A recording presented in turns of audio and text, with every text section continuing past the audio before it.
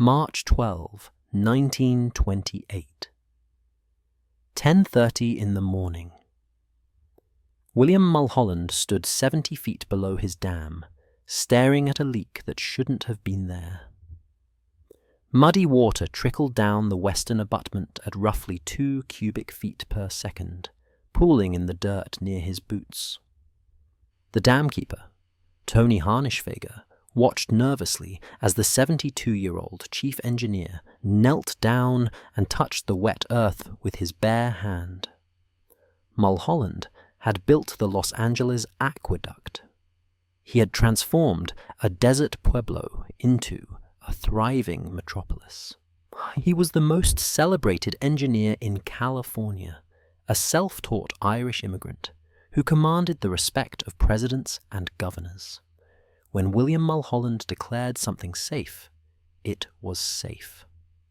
He stood up, brushed the mud from his hands, and looked at Harnischfeger. "Nothing to worry about," he said. "It's the normal behavior of a dam of this type." His assistant, Harvey Van Norman, agreed. They had spent 2 hours inspecting every inch of the structure. The St. Francis Dam held 12 billion gallons of water in a reservoir that stretched nearly 3 miles behind 205 feet of concrete. Small leaks were inevitable. This one was discharging perhaps 15 to 22 gallons per second. Inconsequential, correctable at a future date.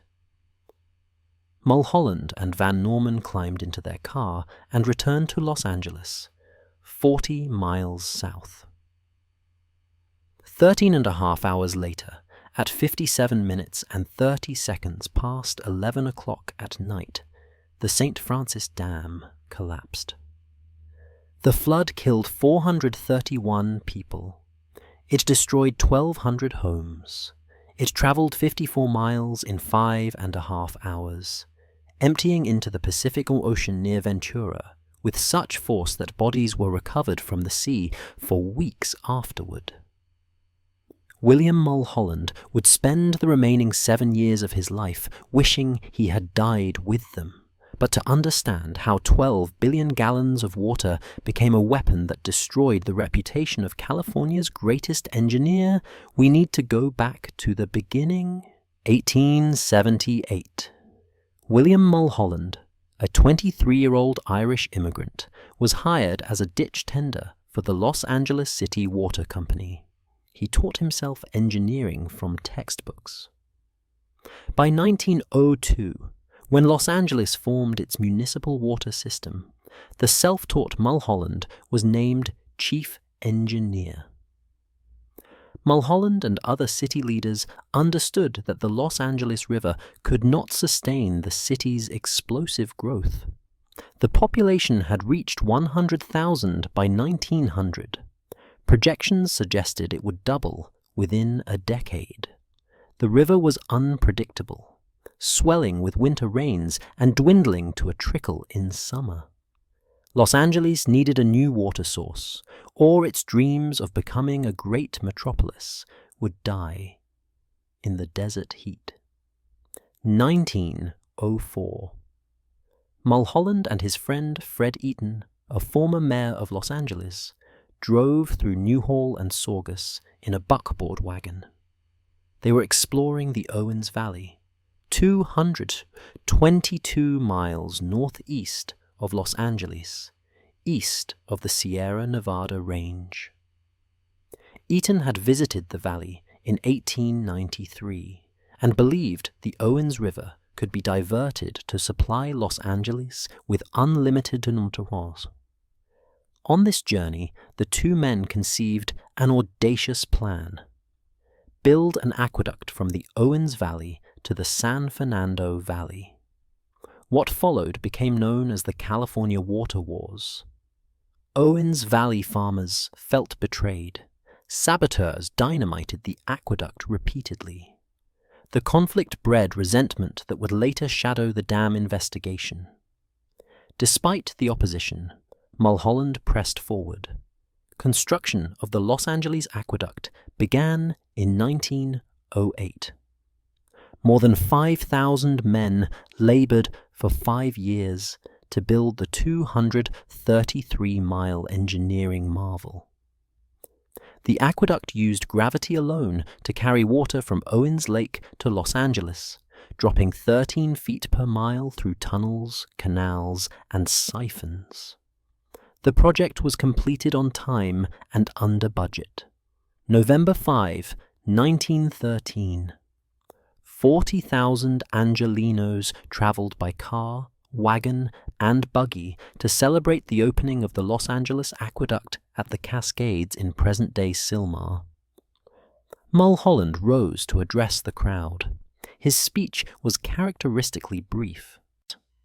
"This rude platform is an altar," he said, "and on it we are here consecrating this water supply and dedicating the aqueduct to you and your children and your children's children for all time." He paused, contemplating his words. Satisfied, he said abruptly, "That's all." The crowd roared. When General Adna Chaffee, president of the Board of Public Works, gave the signal, 5 men atop the concrete gatehouse turned the great wheels that lifted the gates. Water poured into the canal. The crowd broke ranks and ran forward, dipping cups into the sparkling water. Horses reared, horns blared. The band played Yankee Doodle Dandy. Mulholland turned to Mayor J.J. Rose and said 5 words that would become legendary. "There it is, and take it." William Mulholland had become the hero of Los Angeles. The newspapers praised him as a visionary. City officials treated him as irreplaceable. The public believed he could work miracles with concrete and mathematics. This adulation would prove dangerous. When a man is considered infallible, his errors go unchallenged until catastrophe forces a reckoning. The Los Angeles Aqueduct had a vulnerability. It crossed the San Andreas Fault, making it susceptible to earthquakes. Additionally, radicalized farmers from the Owens Valley continually dynamited and sabotaged sections of the system. Some attacks were mere vandalism. Others caused serious disruptions to the water supply. Mulholland proposed a solution. Build a series of reservoirs around Los Angeles to hold water in reserve. If an earthquake damaged the aqueduct or saboteurs struck, the city would have a backup supply sufficient for months, perhaps years. Among these planned reservoirs, the most ambitious would be located in San Francisquito Canyon, a remote mountainous area northwest of Los Angeles. The site sat between 2 hydroelectric powerhouses that generated electricity for the city. Powerhouse number 1, completed in 1917, stood at the top of the canyon. Powerhouse number 2, completed in 1920, sat in the valley below. A dam built between them would create a massive reservoir capable of holding 12 billion gallons of water. June 1923. Preliminary studies and surveys for the St. Francis Dam and reservoir were completed. Mulholland originally planned to build the reservoir in Big Tujunga Canyon, above present-day Sunland in the northeastern San Fernando Valley. But property owners demanded what Mulholland considered extortionate prices. He abandoned negotiations and selected San Francisquito Canyon instead. August 1924. Construction of the St. Francis Dam began. The design was a curved concrete gravity dam, similar to Mulholland Dam in the Hollywood Hills, which had been completed the previous year. The original plan called for a structure 185 feet high. As construction progressed, Mulholland raised the height twice, adding 10 feet each time, for a total height of 205 feet. This increased the reservoir's storage capacity significantly. The decision to raise the height without widening the base would later be identified as a critical error. Concrete gravity dams rely on their mass and geometry to resist the enormous pressure of the water they hold. Increasing height without proportionally increasing base width reduces the safety margin. Mulholland's team recognized this problem, but decided the cost of acquiring additional materials and extending construction time outweighed the risk. The dam was constructed using sacks of concrete comprised of sand and gravel excavated from the canyon itself. Approximately 160 men worked continuously on the project, many living with their families near the site. The work was hard, dangerous, and relentless.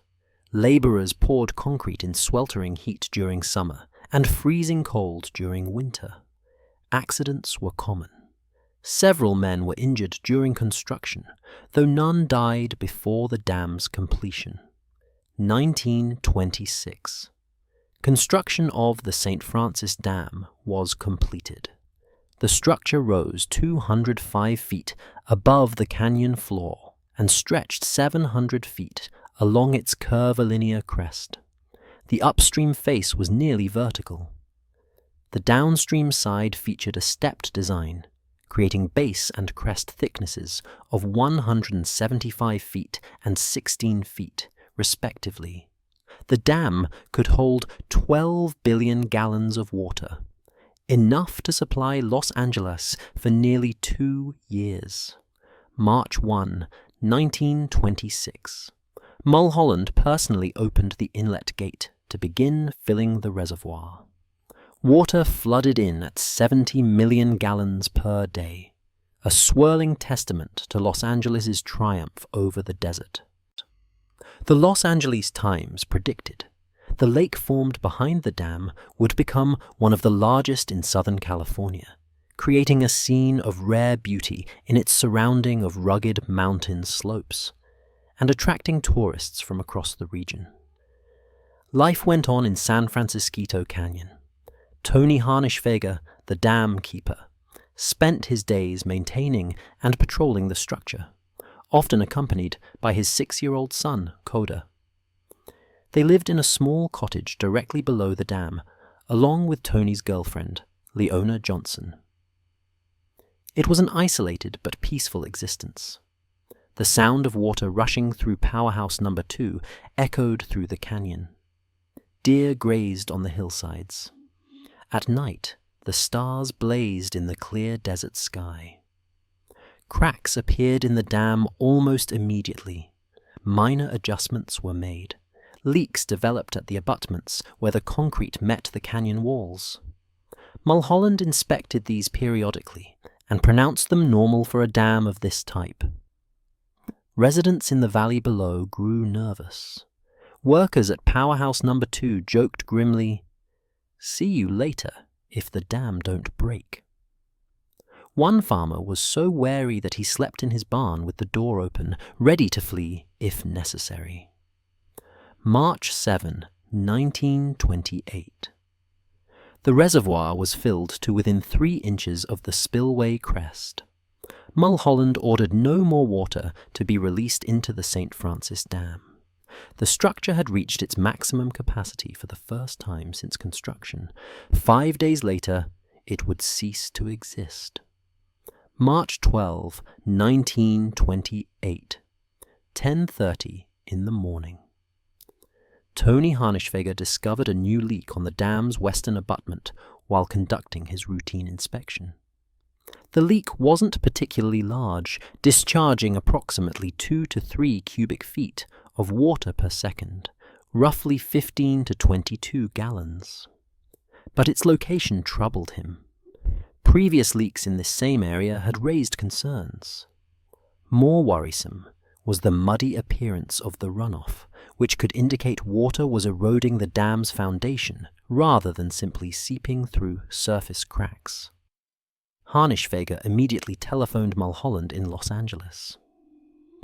Mulholland and Van Norman arrived within hours. They spent the next 2 hours inspecting the leak and examining the entire structure. Van Norman traced the source of the muddy water and discovered it wasn't coming from the leak itself, but from a place where the runoff contacted loosened soil from a newly cut access road. Both men observed the flow accelerate or surge twice during their inspection, but they concluded the volume being discharged was inconsistent and not alarming. Mulholland believed corrective measures would eventually be needed but could be postponed. He had designed and supervised the construction of this dam. He understood concrete. He understood water pressure. He understood geology, or believed he did. The leak posed no immediate threat. "It's nothing to worry about," he told Harnischfeger. "It's the normal behavior of a dam of this type." Both Mulholland and Van Norman returned to Los Angeles, convinced the St. Francis Dam was safe. March 12, 1928. 11:50 at night. Ace Hopewell, a carpenter at Powerhouse No. 1, rode past the dam on his motorcycle. He was heading home after his shift, traveling up the winding canyon road in the darkness. As he approached the dam, he heard nothing unusual above the roar of his engine. The structure appeared solid and still in the moonlight. Approximately 1 mile upstream from the dam, Hopewell heard a sound above the noise of his motorcycle. He later described it as rocks rolling down the mountain. He stopped, dismounted, and left the engine idling. He lit a cigarette and studied the hillside above him, checking for signs of a landslide. The sound continued, but seemed fainter, and behind him now. Convinced he was in no danger, he finished his cigarette, climbed back on his motorcycle, and continued up the canyon.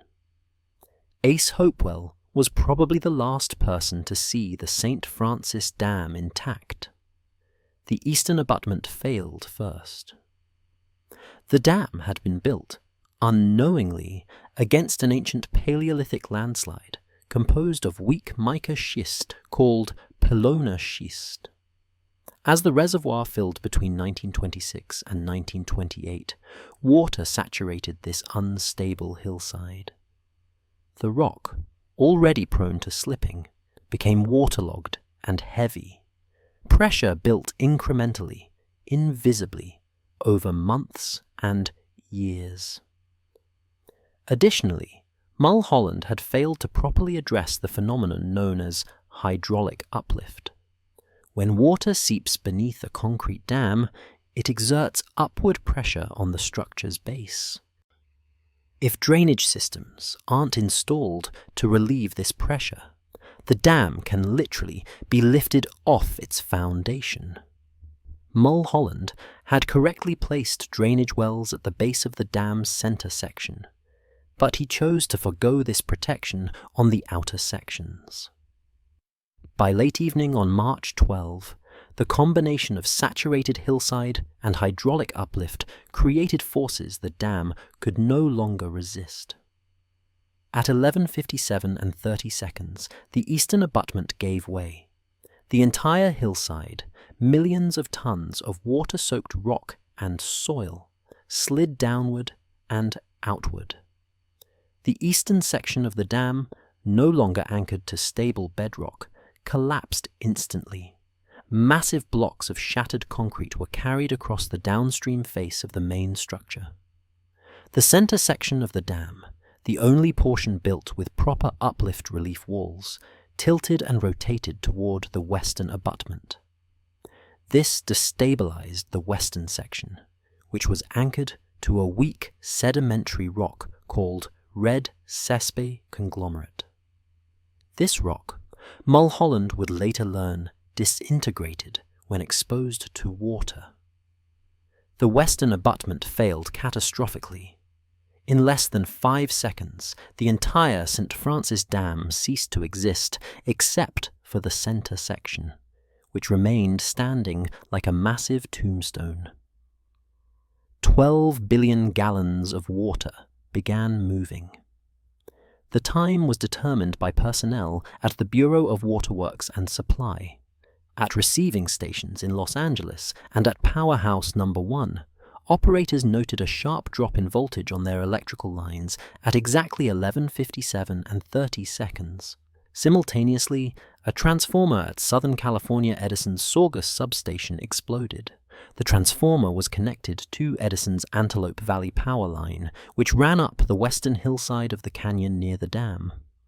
The line was severed as the hillside collapsed, causing a short circuit that destroyed the transformer. March 12, 1928. 11:58 at night. Tony Harnischfeger, Leona Johnson, and 6-year-old Coda Harnischfeger were asleep in their cottage approximately 1/4 mile downstream from the dam. They were the first casualties. The wall of water that struck them stood 140 feet high and traveled at roughly 18 miles per hour. The cottage disintegrated instantly. Leona Johnson's body was found the next morning, fully clothed and wedged between 2 massive blocks of concrete near the base of the dam. This led investigators to speculate that she and Harnischfeger might have been inspecting the dam immediately before its failure, though this theory was never confirmed. Neither Tony Harnischfeger's body nor that of his son Coda was ever recovered. March 13, 1928. 12:03 in the morning. 5 minutes after the dam collapsed, the flood wave reached Powerhouse Number 2. It had traveled 1.5 miles at an average speed of 18 miles per hour.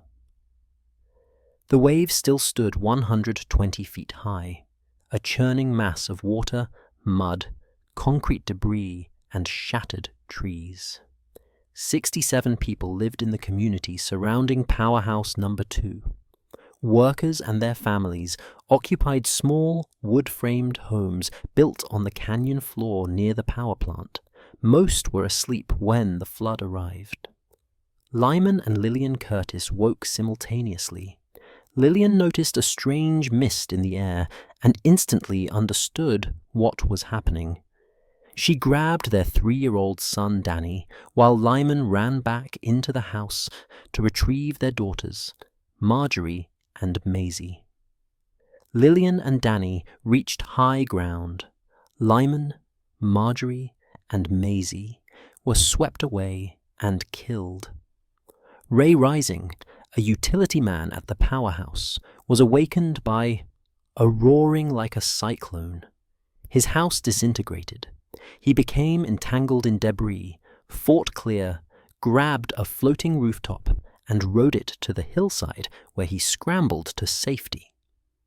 On the hillside, Rising found Lillian Curtis clutching her son. The temperature was near freezing. An eerie fog hung over the canyon.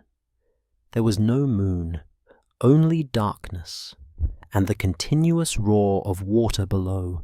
The 3 survivors huddled together, crying and shivering, waiting for a rescue that wouldn't arrive until dawn. 64 people died at Powerhouse Number 2. The heavy concrete power plant itself was completely destroyed, leaving only the 2 turbines half buried in mud. March 13, 1928. 12:05 to 1 o'clock in the morning. The floodwaters emptied into the Santa Clara riverbed and followed its westward course toward the Pacific Ocean. San Francisquito Canyon was ravaged.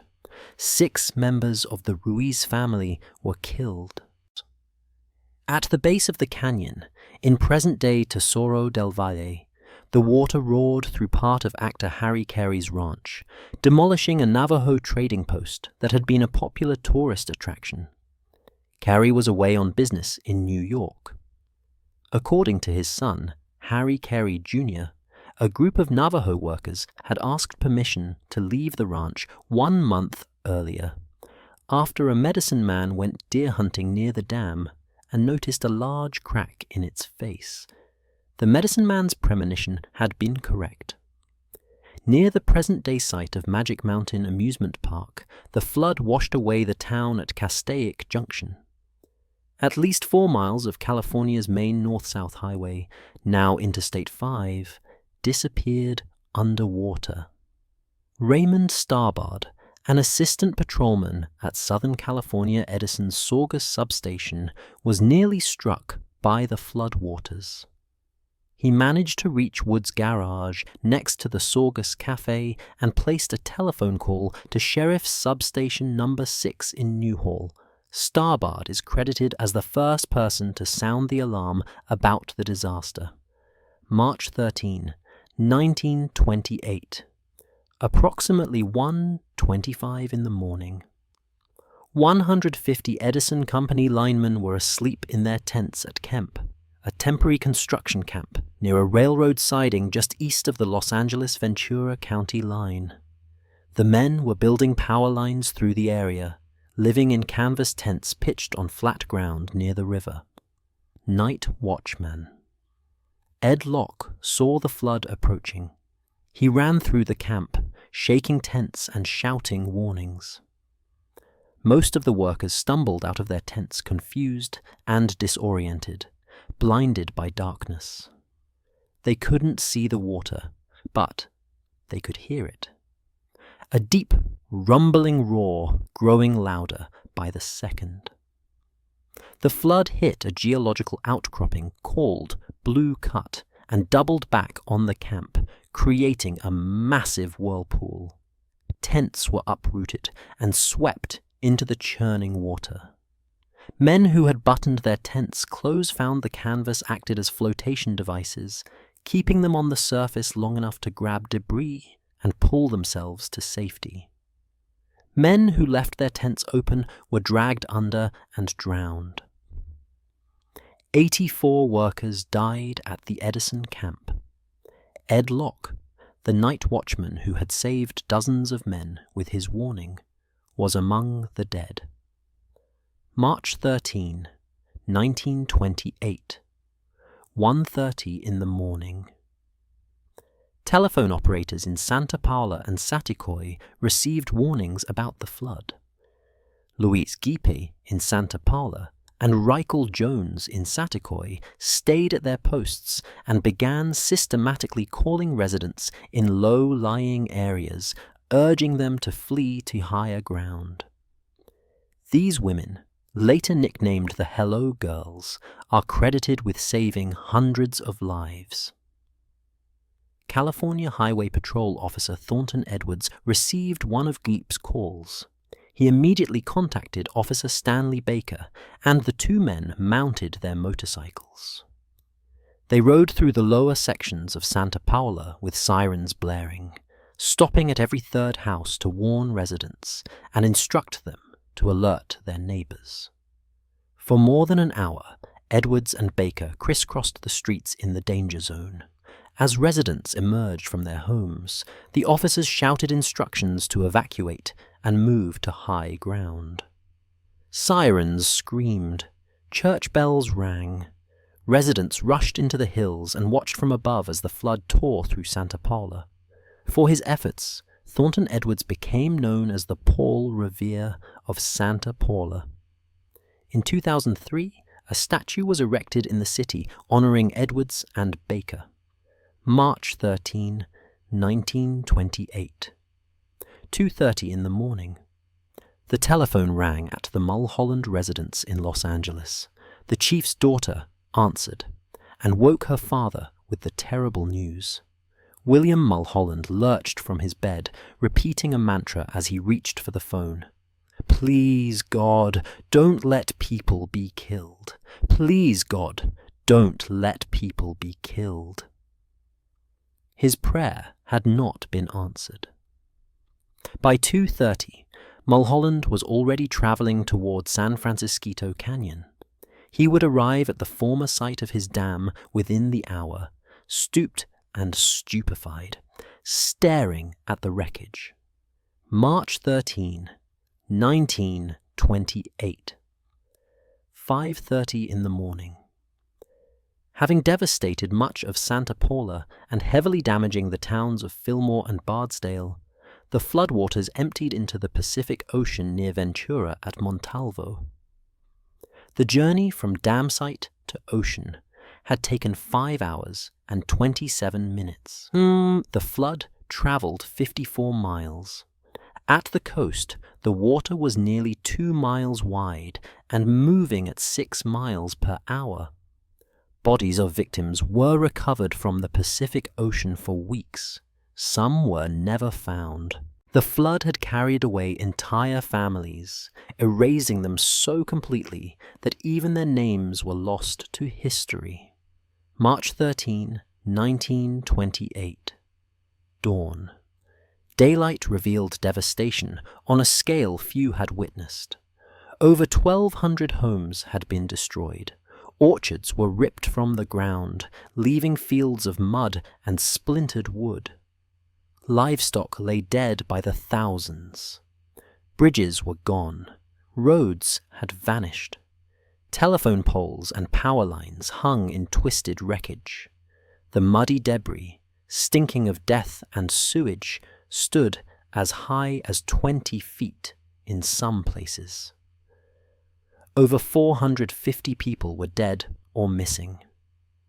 Mobilization of aid, rescue, and police forces was swift.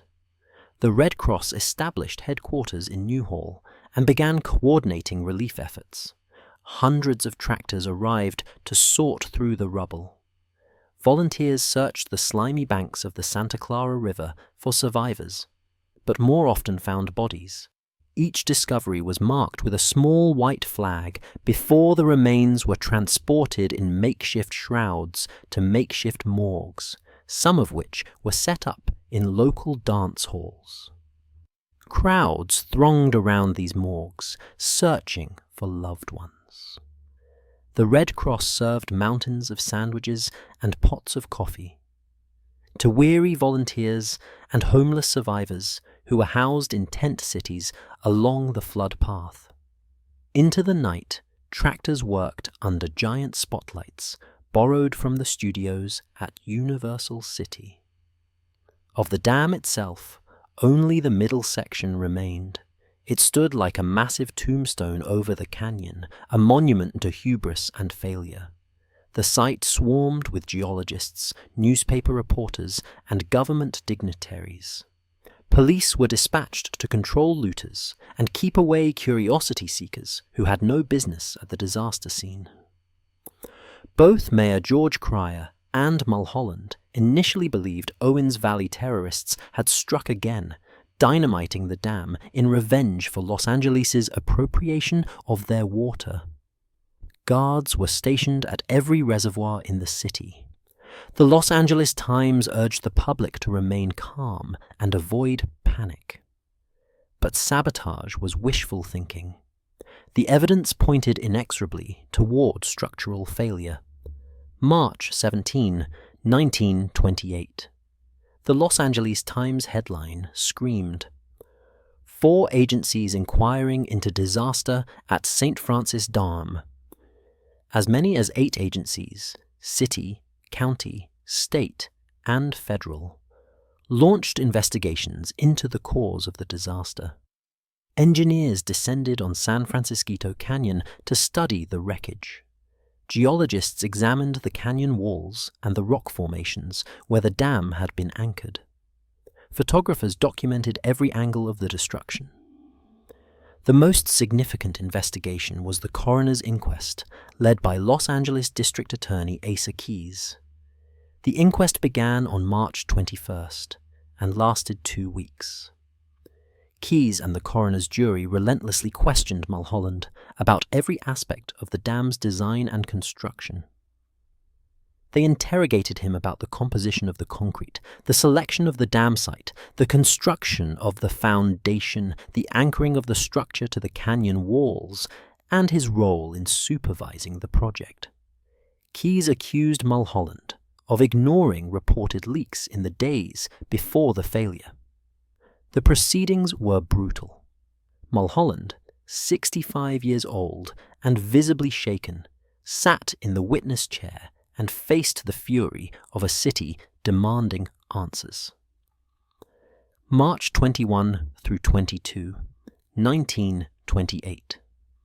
Mulholland took full responsibility from the outset. When asked if he would build the dam on the same spot again, he replied, "No, I must be frank and say that now I would not." Keyes pressed him. "Why not?" "It failed, that's why," Mulholland said. "There is a hoodoo on it. It is vulnerable against human aggression, and I would not build it there." He still clung to the possibility of sabotage, though the evidence increasingly contradicted that theory. Toward the end of his testimony, Mulholland uttered the words that would define the remainder of his life. "Don't blame anybody else. You just fasten it on me. If there is an error of human judgment, I was the human." He paused, his voice breaking slightly, and added, "The only people I envy in this whole thing are the dead." The courtroom fell silent.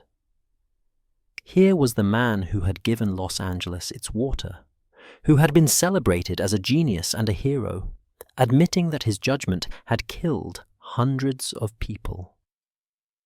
The tragedy was complete. William Mulholland was not merely defeated, he was destroyed. After hearing testimony from dozens of witnesses, examining physical evidence, and consulting with engineers and geologists, the coroner's jury issued its verdict. The findings were damning.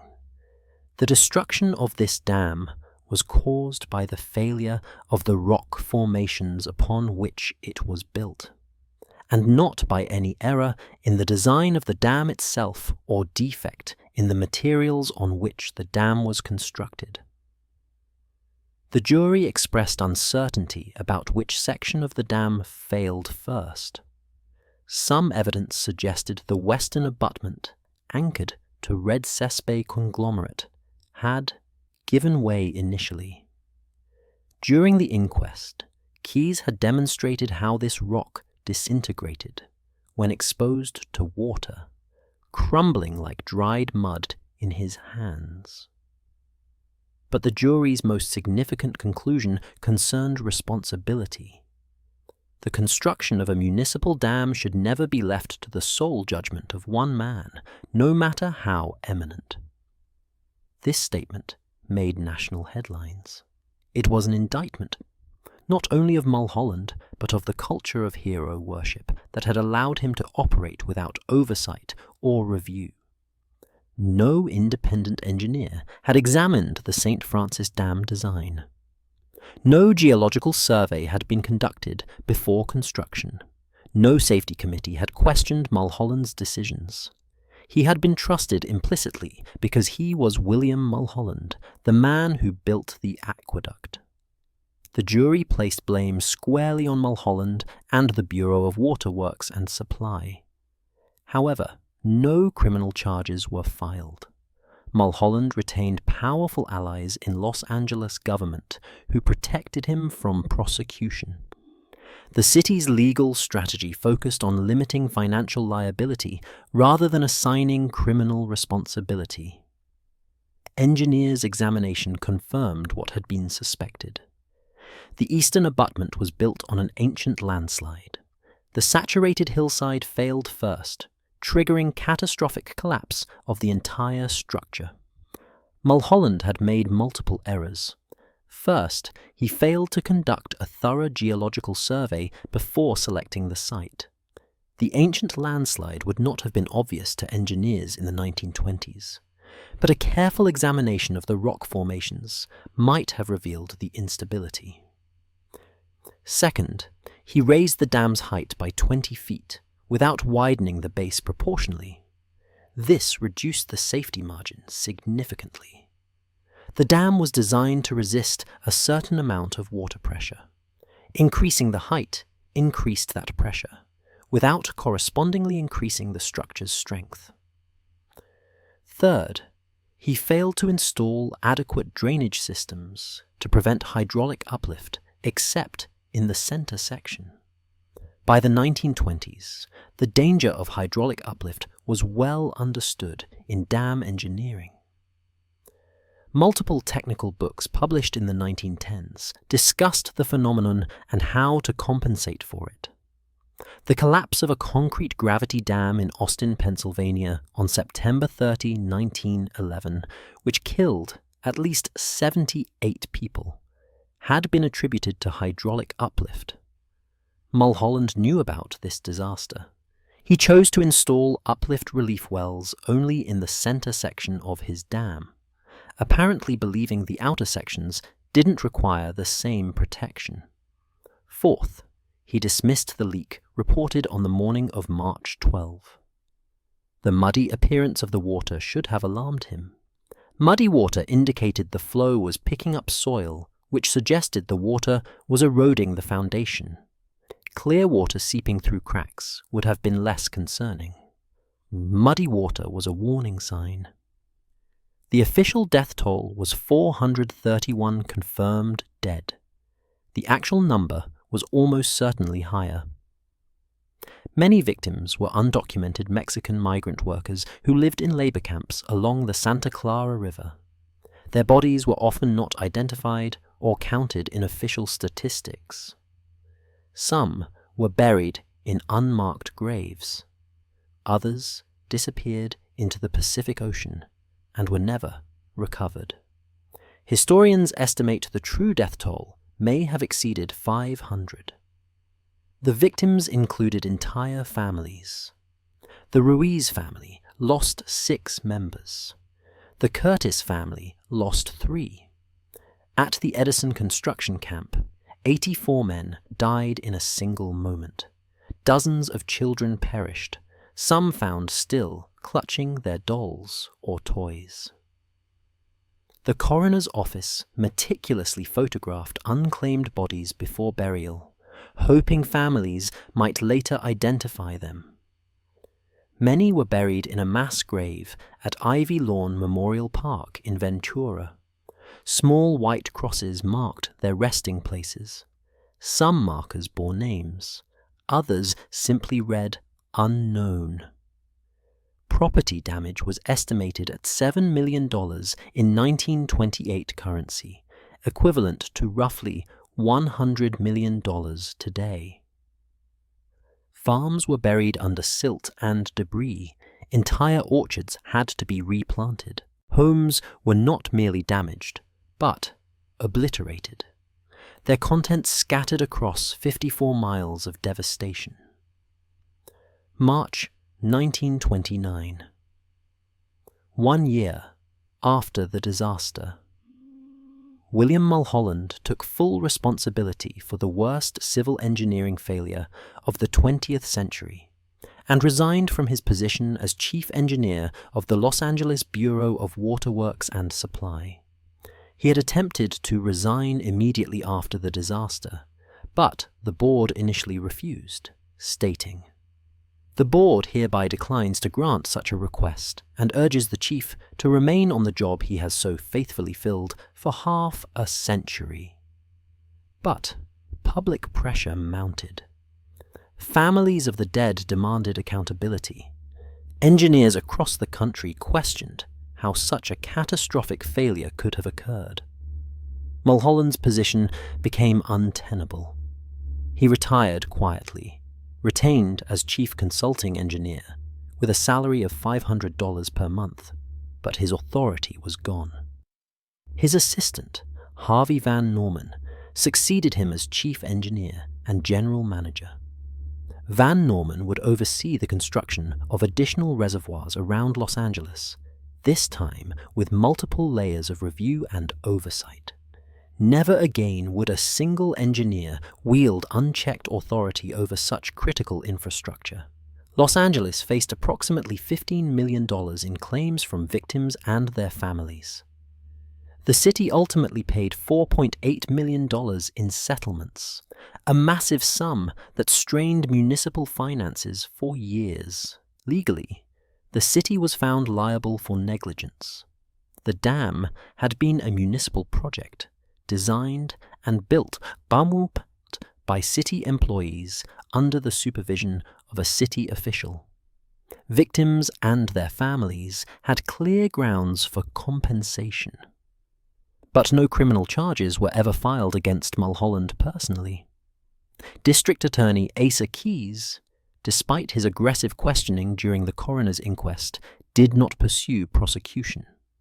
Mulholland's allies in city government protected him. Some historians speculate the city feared a criminal trial would expose additional negligence and increase liability. Others suggest Mulholland's status as a civic hero made prosecution politically unpalatable despite public anger. The debate over responsibility extended beyond Mulholland. Some argued the contractors who built the dam shared blame. Others pointed to the Bureau of Waterworks and Supply for failing to implement proper review procedures. Critics noted the city had allowed Mulholland to operate without oversight for decades, fostering a culture where one man's judgment, no matter how flawed, could not be questioned. August 14, 1929. California Governor Clement Young signed the Dam Safety Act into law. The legislation, directly inspired by the St. Francis Dam disaster, authorized the Department of Public Works to review all non-federal dams over 25 feet high, or capable of holding more than 50 acre-feet of water. 1 acre-foot equals 325,851 gallons. The new law required dam builders to employ consultants as necessary and gave the state full authority to supervise the maintenance and operation of dams. Regular inspections became mandatory. Geological surveys were required before construction could begin. Independent engineering reviews were mandated for all significant projects. California suddenly had some of the strictest dam safety laws in the country.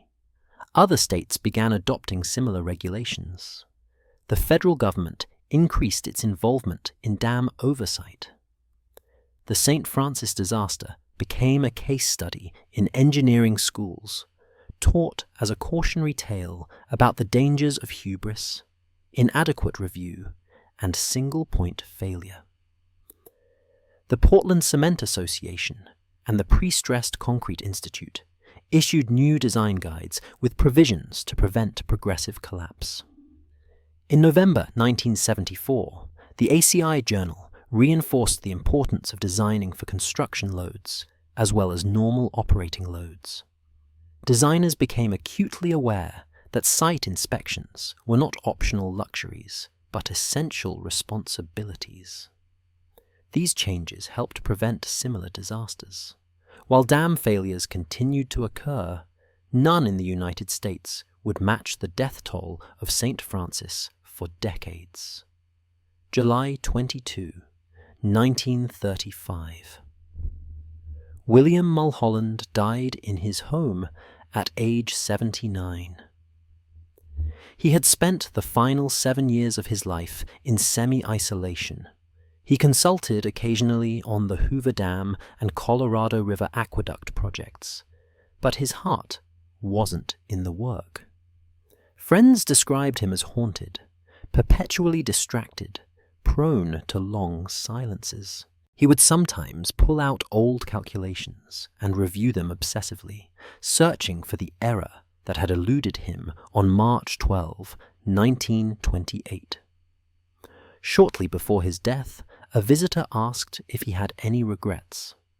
Mulholland reportedly replied that he envied the dead. He had said the same thing at the coroner's inquest 7 years earlier. The statement wasn't melodramatic posturing. It was the simple truth of a man who could not forgive himself. His funeral was small and private.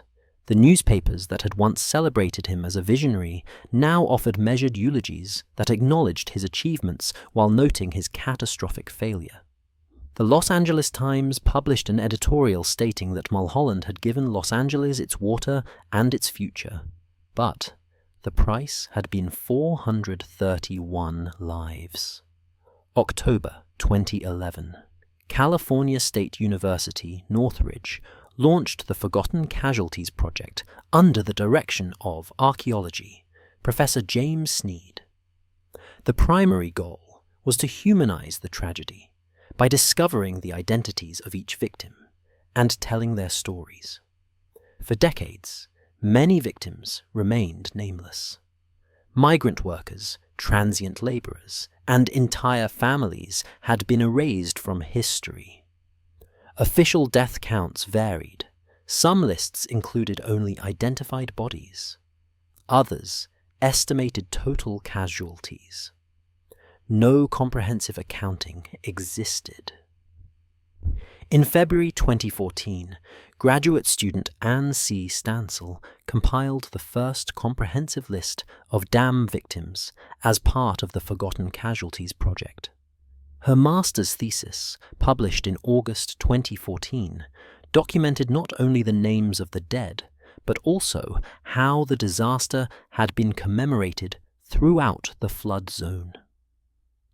Stansel found that the disaster had been forgotten on a state and national level, but tenuously remembered within the flood zone, through monuments, memorials, grave markers, poems, songs, and oral histories. Her work explored how collective memory forms and how certain events are remembered, while others fade from public consciousness. The St. Francis Dam disaster, despite killing more people than the 1906 San Francisco earthquake and fire, never achieved the same level of recognition in American history. The victims were largely working-class people, many of them immigrants or migrants. They lacked the political power and social prominence to ensure their tragedy would be remembered nationally. Los Angeles, eager to move past the disaster and protect its water infrastructure's reputation, quietly settled claims and moved on. Today, almost nothing remains of the St. Francis Dam. The middle section, the tombstone that stood for a year after the disaster, was dynamited in 1929 after a teenage boy climbing the attraction fell to his death. All that remains now is a scattering of concrete blocks and occasional twists of metal half buried in the canyon floor. The site is marked by a small plaque and is accessible via a hiking trail. On certain anniversaries, descendants of victims gather to remember the dead. But most Angelenos have never heard of the St. Francis Dam. Most don't know that the city's water system was built on the graves of 431 people. In Los Angeles, where transgressions are quickly forgotten and myths are carefully constructed, William Mulholland is still revered. Mulholland Dam in the Hollywood Hills, completed 2 years before St. Francis, still holds water. Mulholland Drive winds through the hills above Los Angeles. Mulholland Highway stretches through the Santa Monica Mountains. The William Mulholland Memorial Fountain stands at Los Feliz, celebrating the man who brought water to the desert. The names of the dead are harder to find. No grand monument marks their sacrifice. No major highway bears their names. They are remembered, if at all, in small plaques, local memorials, and the research of scholars trying to rescue them from historical obscurity. The St. Francis Dam disaster taught American engineering profound lessons about hubris, oversight, and the catastrophic consequences of unchecked authority. It led to regulations that have prevented countless deaths in the decades since. But it also revealed uncomfortable truths about whose lives society chooses to remember and whose deaths it prefers to forget. William Mulholland built it in 2 years. It lasted 2 years and 5 days. 431 people paid for that miscalculation with their lives. And California learned that even heroes can fail, and when they do, the innocent die.